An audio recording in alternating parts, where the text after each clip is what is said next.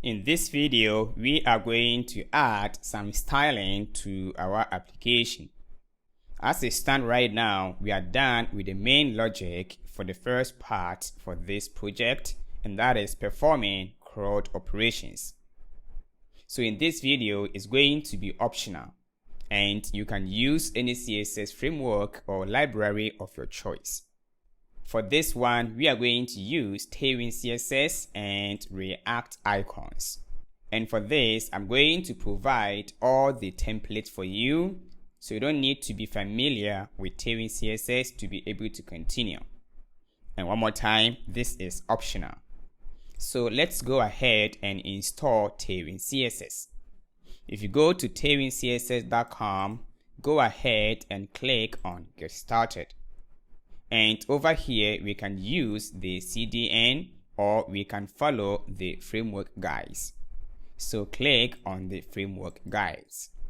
And then here, we are going to use Vite, which is this, and click on that. And let's follow the installation steps. Step 1 is that we need to have React application using Vite, and we are done with that.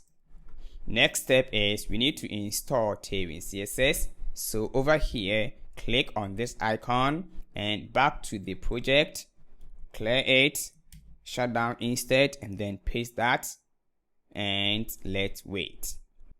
And let's check the configuration file from Tailwindcss, and we have it as that. Next step is that we need to configure our template path by copying this code and then place it inside the tailwindcss.config.js file. So copy that and then back here, and that is the tailwindcss or tailwind.config. Select all and then replace this. The last step is that we have to add these directives to the main CSS.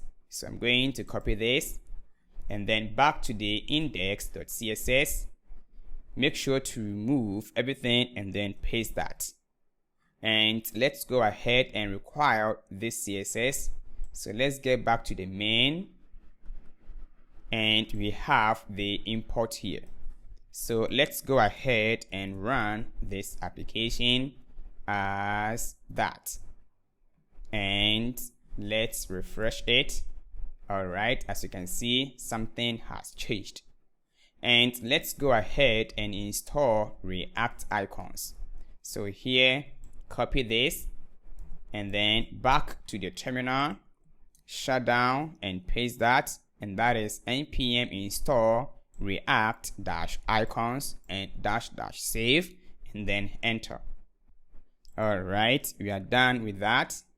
And let's run the application and everything is working fine. What has left is that I'm going to provide you the template to display all the posts and then the form for creating a post. Let's continue in the next video.